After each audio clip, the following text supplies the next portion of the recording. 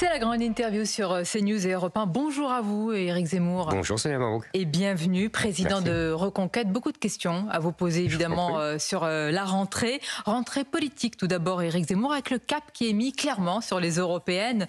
Marion Maréchal sera donc tête de liste Reconquête, comme elle le souhaitait.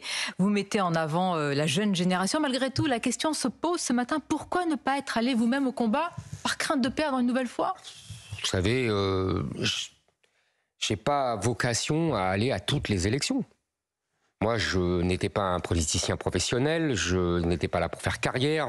Je me suis engagé dans cette campagne présidentielle, vous vous souvenez, avec un objectif bien précis. Voilà, j'estime que bon, les européennes, Marion Maréchal le souhaitait. J'ai toute une génération de jeunes gens très doués, de Guillaume Pelletier et d'autres. Et donc, j'estimais que c'était leur moment, leur rôle, et qu'ils pouvaient ainsi contribuer à l'élaboration d'une nouvelle majorité au Parlement européen, ce qui n'est pas négligeable, parce que vous savez, le Parlement européen, en gros, a été gouverné depuis 30 ans par une alliance entre la droite, le centre-droit, où est LR d'ailleurs, et la gauche, les socialistes. Et tous ces gens sont dirigés par la gauche, par les Verts, et surtout par la gauche allemande. Donc il s'agit là maintenant de changer complètement cette majorité. C'est un objectif louable, car ça peut changer des majorités et des politiques en Europe. Et si vous voulez, je sais que Marion Maréchal pense comme moi que le grand défi du siècle... Qu'est-ce qu'elle a plus que d'autres dans cette jeune génération pour mener le combat en tête de liste de Reconquête? Je dirais, elle est d'abord plus connue. Elle est talentueuse, mais d'autres le sont aussi. Elle a un nom, elle a une expérience politique, elle a gagné elle a fait des belles campagnes dans le passé, voilà. Mais je vous dis, franchement, je ne vais pas différencier entre toute ma jeune génération. Vous avez choisi quand même. Oui, absolument. C'est votre choix. Absolument. Votre choix, non pas dicté, parce qu'on sait qu'elle le souhaitait, qu'elle l'exigeait. Mais vous savez, elle le souhaitait. Bon, très bien. Après, j'ai réfléchi, je me suis dit, en gros, il y avait le choix entre elle et moi. Donc, je me suis dit, j'ai préféré qu'elle y aille, pour les raisons que je viens de vous exposer. Vous êtes donc mis en retrait? Non, je ne suis pas mis en retrait, je ferai campagne. Oui, bien sûr, je ferai campagne à ses côtés. Moi, vous savez, quand je m'engage, je m'engage. Je suis un homme de conviction. Simplement, chez moi, les convictions l'emportent sur l'ambition. Voilà, c'est tout. Donc, nouvelle génération, comme vous dites, Éric Zemmour, parce que Jordan Bardella, tête de liste RN, Marion Maréchal, tête de liste Reconquête, et peut-être, probablement, François-Xavier Bellamy, tête de liste LR. Mais alors, dites-nous, nouvelle génération, mais quand même idée proche. C'est une guerre un peu tactique de position. Qu'est-ce qui va les différencier? Qu'est-ce qui les distingue? Vous êtes d'accord sur cette proximité? Je suis tout à fait d'accord. Idéologique, mais vous avez tout à fait raison. La seule différence, c'est dans quel cadre ils évoluent. Allons vite. François-Xavier Bellamy, évidemment proche de moi, puisqu'il avait prévu de me rejoindre au second tour de la présidentielle si j'y avais été. Il l'avait annoncé publiquement. Sauf qu'il appartient à un parti, LR, qui, je vous l'ai dit, siège au Parlement européen au sein du PPE. Les gens ne connaissent pas toute cette cuisine parlementaire, en plus à Bruxelles et à Strasbourg, mais en deux mots pour expliquer aux gens, comme je vous l'ai dit tout à l'heure, LR, la droite française, est au sein de la droite européenne, qui elle-même, au Parlement européen, siège avec les socialistes, avec les Verts.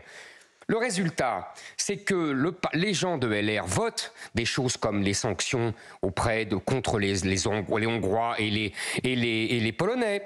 Ils votent la répartition des migrants dans toute l'Europe. Ils votent les traités de libre-échange qui ont détruit l'industrie française et qui vont massacrer les agriculteurs français. Vous voyez? Alors, Monsieur Bellamy, c'est une personnalité très sympathique, avec du talent, sauf qu'il est pris dans une nasse qui s'appelle LR, qui s'appelle le PPE, qui s'appelle l'Alliance avec la gauche. Vous voyez, donc principale différence. Ça c'est Bellamy. Bien. Maintenant, pour Bardella. Alors Bardella, on le connaît depuis 5 ans. Effectivement, tout le monde a remarqué là aussi sa proximité intellectuelle avec moi. Il a des idées que je ne peux pas réprouver puisque ce sont souvent les miennes. Seulement, il est dommage que ce soit pas souvent celle de Marine Le Pen. Bien, mais un électeur de droite qui doit choisir Éric Zemmour, alors entre Monsieur Bellamy, Monsieur Bardella et Madame Maréchal, comment il choisit? Je vais vous dire. C'est ce que je vous dis. D'abord, le premier critère, la cohérence. Vous avez le monopole de la cohérence? Ah oui. Monsieur Bardella pourrait dire la même chose? Non, pas avec Marine Le Pen. Citez-moi un changement. Pas avec Marine. Sur l'Ukraine.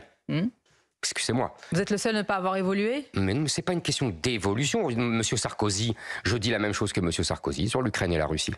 Depuis le début. Vous avez vu qu'il y a eu quelques crispations autour de ce qu'a dit l'ancien président. Mais il est quand même ancien président. Il connaît un peu les relations internationales. Il a connu ces rapports de force entre les pays. Il sait que, comme l'a dit Monsieur Fillon aussi, la Russie restera en Europe. Donc, vous savez, il faut être un peu plus subtil et un peu plus, se laisser un peu moins guider par les passions dans ces histoires. C'est de la subtilité que de dire qu'on en fait trop, que c'est. Non, c'est pas de la subtilité. Je dis simplement. Alors, on ne va pas nous se conduire sur la question ukrainienne. Vous estimez que c'est une différence? Non, je dis que simplement, il y a au sein de LR, je vous l'ai dit, et un manque de cohérence. Et de même, au sein du Rassemblement national, j'estime que M. Bardella a souvent dit le contraire de ce que dit Mme Le Pen. Donc je le signale, je le dis par ailleurs. Par ailleurs, je pense que nous sommes, à Reconquête, les plus proches, au sens idéologique, nous sommes évidemment contre l'immigration, évidemment contre l'islamisation du pays et de toute l'Europe. Nous sommes évidemment contre les woke, nous sommes à la pointe du combat contre les woke, et nous sommes, sur le plan économique, les plus, je dirais, favorables à l'économie de marché, à la lutte contre l'assistanat. Attendez. Vous êtes plus libéral que le Rassemblement national, c'est pas une surprise. On est plus libéral que... Exactement. Oui. On n'est pas socialiste comme le Rassemblement national. Je pense que nous sommes exactement dans la convergence avec toutes les droites européennes. Toutes les droites européennes aujourd'hui se configurent sur ce créneau-là.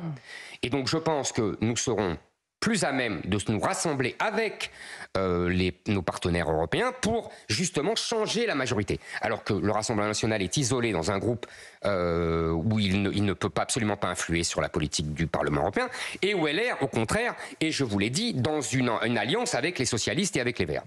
Vous mettez en avant le sujet de l'immigration. Dans le Figaro, vous avez cette phrase, vous dites qu'un continent se déverse dans un autre, l'Afrique dans l'Europe, ça va beaucoup faire parler. Sur le fond du sujet, vous dites que c'est l'élection qui va servir de référendum. Ce matin, Emmanuel Macron, dans une lettre adressée au chef de parti, Éric Zemmour, ne ferme pas la porte à un référendum, à l'extension d'un référendum, peut-être sur l'immigration. Est-ce que vous dites chapeau, banco, on y va? Écoutez, je ne sais plus quoi penser avec M. Macron. C'est-à-dire qu'il dit tout et le contraire de tout. Il a dit pendant des mois, on pourra faire des référendums sauf sur l'immigration. Et puis maintenant, il nous dit, peut-être sur l'immigration. Je ne sais pas, moi j'attends, moi. Peut-être qu'il sent le pays, comme vous dites souvent. Très bien, il sent le pays, c'est très bien, il a raison. Je ne vais pas commenter une intention. C'est tout. C'est tout ce que je veux dire. On attendra la suite. Ce que je veux dire, moi, c'est que nous, on ne demande pas à M. Macron un référendum. Moi, je dis aux Français et aux électeurs de droite de dire, de profiter des européennes pour dire, voilà, le grand danger, le défi du siècle pour la France et pour l'Europe, c'est l'immigration. C'est ce que j'ai dit dans le Figaro. C'est un continent qui se déverse dans un autre. Vous savez, c'est les rapports de force démographiques. Vous savez que cette image... Mais écoutez, tant pis qu'elle fasse parler. En tout cas, moi, je peux vous dire... Vous l'utilisez pour faire un petit peu comme un électrochoc pour faire peur? Non, c'est parce que c'est ce que je vois. C'est ce qu'on voit dans les rues. Et c'est ce qu'on voit dans les chiffres. Vous savez, vous avez un mot sur les chiffres pour que les gens comprennent les enjeux. Parce qu'ils ont leur travail, ils ont leurs soucis, ils ont leurs enfants, c'est normal, ils ont pas... En 1900, il y a 100 millions d'Africains sur tout le continent africain. Aujourd'hui, nous sommes à 1,5 milliard. Demain, nous serons à 2 milliards. Après-demain, à 4 milliards. Voilà, ça c'est l'Afrique. Et vous avez l'Europe qui est à 400 millions. Et la moitié de ces Africains ont moins de 20 ans. Ces gens-là veulent tous partir en Europe. Voilà, c'est tout. C'est le défi du siècle. Et d'ailleurs, vous avez vu, ça ne concerne à la limite pas que l'Europe, c'est en train de faire exploser le monde entier. Les Tunisiens qui se révoltent contre l'invasion des Africains, les Algériens qui leur tirent dessus et qui les renvoient dans le désert en crevant de faim, l'Arabie Saoudite qui tire. Ce n'est pas qu'une problématique sud-nord ou nord-sud. Exactement. C'est d'abord une problématique, même pas sud-nord, c'est d'abord une problématique Afrique et monde islamique, Europe, monde chrétien au départ, et c'est une problématique qui devient mondiale. Dans l'actualité, Éric Zemmour, c'est une rentrée marquée par l'interdiction de l'abaya. Hier, à votre place ici même, dans la grande interview, Manuel Bompard de la France Insoumise affirmait et martelait que ce n'était pas un vêtement religieux. Et vous, de quel nom précisément est l'abaya? Alors, c'est une discussion assez intéressante. D'abord, je voudrais féliciter le ministre qui a enfin pris cette décision d'interdiction. Gabriel Attal. Gabriel Attal. Je note d'ailleurs que quand je critiquais monsieur Pap Ndiaye, son prédécesseur, on me disait que j'étais raciste. Vous voyez bien que j'avais raison de le critiquer, puisque son successeur lui-même le critique en faisant le contraire. Deuxièmement, je propose à M. Attal, puisque j'en suis aux félicitations, de l'encourager à aller plus loin.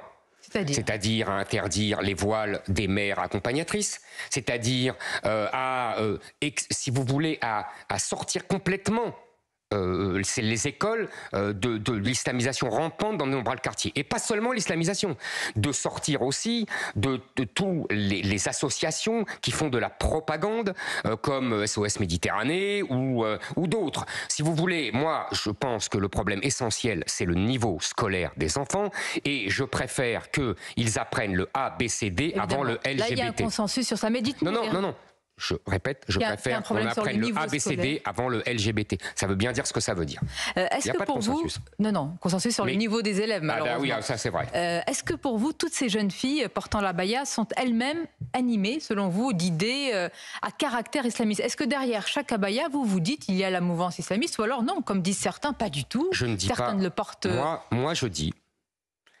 Pardonnez-moi de réserver ma spécificité. Je dis, c'est pas la mouvance islamiste, c'est l'islam. Parce que nous avons un problème que M. Bompard ne comprend pas manifestement et que d'autres à gauche ne comprennent pas.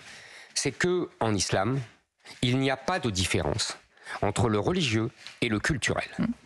Le culturel, les mœurs, les habitudes, les façons de vivre en famille, dans la rue, etc., sont dictées, sont déterminées par un texte religieux. C'est ça ce que ne comprennent pas la plupart des Français, malheureusement. Mais dans l'islam, il n'est pas écrit qu'il faut porter l'abaya. Tous les musulmans ne le portent pas. Excusez-moi, j'ai vu un article d'une philosophe et d'une spécialiste de l'islam, Madame Adnani, qui explique très bien qu'il y a la sourate, je crois, le verset 59 de la sourate 33, ou le verset 33 de la sourate 50, non, c'est l'autre, j'avais bien dit, qui dit que Dieu ordonne à Mahomet de remettre, que les femmes remettent leur robe, leur djellaba, sur elles, pour se cacher par pudeur. Et il y a un hadith, vous savez, de Mahomet, c'est ce qui raconte la vie de Mahomet et les phrases de Mahomet, les hadiths, qui dit « la pudeur et la foi sont liées ensemble ». Or, quand vous demandez à ces jeunes filles pourquoi elles mettent ça, elles vous disent toutes par pudeur. La fameuse aora, c'est pas à vous que je vais apprendre ça, évidemment. Donc, vous comprenez, tout ça est lié à la religion. Donc, mais c'est le principe même de l'islam. C'est l'islam. Donc, vous n'y voyez pas une offensive plus que cela. Vous y voyez une tradition religieuse. Exactement. Moi, ça m'amuse beaucoup quand on dit intéressant, les islamistes défient la République. Ils ne défient pas la République. En vérité, ils avancent. Ils ont un calendrier, vous savez, éternel. Ils ont pour eux le temps. L'islam a le temps et la démographie. Nous avons la montre, ils ont le temps. C'était la fameuse expression. Alors dites-moi, ce qui est important, c'est aussi derrière l'intégration, l'assimilation. Ces jeunes femmes, elles sont françaises, souvent de troisième génération. Est-ce que vous estimez que parce qu'elles portent l'abaya, quelles sont ces idées, c'est perdu? Il n'y a pas de possibilité de les intégrer, elles sont françaises? Ou est-ce que vous estimez malgré tout qu'il y a une possibilité de les arrimer aux mœurs? Selon un sondage de l'IFOP récent, 75% des jeunes de moins de 25 ans estiment que les lois de l'islam, la charia, sont supérieures aux lois de la République française. Ils étaient seulement 25% dans les générations précédentes de musulmans. On voit là qu'il n'y a plus d'assimilation, il n'y a même plus d'intégration. En vérité, il y a une islamisation du pays. Et je voudrais revenir à l'origine. Pourquoi c'est un problème? C'est parce qu'elles ne sont pas trois. Et qu'elles sont des centaines, voire des milliers, et de plus en plus nombreuses. Pourquoi sont-elles de plus en plus nombreuses? Parce qu'il y a de plus en plus de jeunes musulmans. Moins de 300 jeunes filles sont arrivées avec l'abaya le premier jour de la rentrée. Je vous donne les chiffres, les faits. Oui, vous avez raison. Mais on sait très bien qu'en vérité, ça a pris des proportions énormes. Il y a une armée derrière que l'on voit pas. Attendez, laissez-moi finir. Pourquoi il y a de plus en plus d'abaya? Parce qu'il y a de plus en plus de jeunes musulmans. Pourquoi il y a de plus en plus de jeunes musulmans? Parce que d'abord, leurs mères font beaucoup plus d'enfants que les Français de souche. Je vous donne des chiffres. Les femmes maghrébines et africaines font entre 3 et 4 enfants par femme, alors que la moyenne en France est de 1,68. Donc vous voyez la différence. Et deuxièmement, surtout, parce que on reçoit de plus en plus de musulmans. Je vous donne 2 chiffres. 320 000 entrées légales en 2022. 320 000 entrées légales. Pour vous donner une idée, en 2000, c'était 100 000. sans compter les 150 000 droits d'asile qui ne sont jamais renvoyés. Donc ça fait 500 000 personnes tous les ans, dont la plupart, les 2 tiers, sont musulmans. Et si vous voulez, ce que je veux dire, c'est que M. Attal, le plus grand adversaire, le plus grand ennemi de M. Attal, ce ne sont pas ces jeunes filles, ce n'est même pas le Conseil d'État qui risque d'annuler sa décision, ce n'est même pas LFI, on va en parler, c'est son gouvernement. Bien. C'est son gouvernement qui ne fait rien pour arrêter l'immigration légale. Je voudrais qu'on évoque aussi cette rentrée qui est marquée sur le plan judiciaire par la décision de la Cour de cassation. Éric Zemmour qui a ordonné et qui a cassé votre relax, et un autre d'ailleurs rendu favorable dans l'affaire autour de vos propos sur Pétain et les Juifs que vous avez tenu sur CNews dans un débat face à Bernard-Henri Lévy. Est-ce que vous estimez que c'est une décision qui revêt un caractère politique? Écoutez, moi d'abord, je le dis depuis le début, je ne comprends pas que le législateur, c'est le législateur que j'incrimine, ait confié au juge le soin de délibérer ce genre de querelle historique. C'est-à-dire c'est pas à la justice de trancher non, excusez-moi, c'est pas à la justice. La justice ne connaît rien aux querelles historiques. On devrait trancher ça entre historiens. Je suis prêt. Vous connaissez l'avis de la majorité des historiens sur vos propos. Justement, je suis prêt. Alors, je vais vous dire, je suis prêt et je défie tous les historiens là-dessus de me donner le véritable démenti face à moi. Je suis prêt à débattre avec n'importe quel historien. N'importe quel historien, Sonia Mabrouk. Vous réitérez vos propos. Mais bien sûr que je les réitère. Vous n'enlevez rien. Je n'enlève rien. Malgré la douleur de certains descendants de déportés. Mais ça n'a rien à voir. Là, vous parlez de la douleur. Évidemment, il y a une douleur, mais ça n'a rien à voir avec la vérité historique. Enfin... Donc, deuxièmement, je voudrais dire que la Cour de cassation est censée uniquement dire le droit. J'ai gagné 2 fois. J'ai gagné en première instance, j'ai gagné en appel. Manifestement, les associations antiracistes ne le permettent pas. Je constate que la Cour de cassation cède à leur pression, alors que ce n'était pas son rôle. Son rôle était simplement de dire si la procédure était correcte. Je pense donc que tout ça est une manœuvre politique pour qu'on puisse dire à la télévision Zemmour a de nouveau un procès. Alors que j'ai gagné les 2 procès, je veux dire aux Français. On l'a entendu. Merci à vous, c'était votre grande interview. Merci encore. À vous.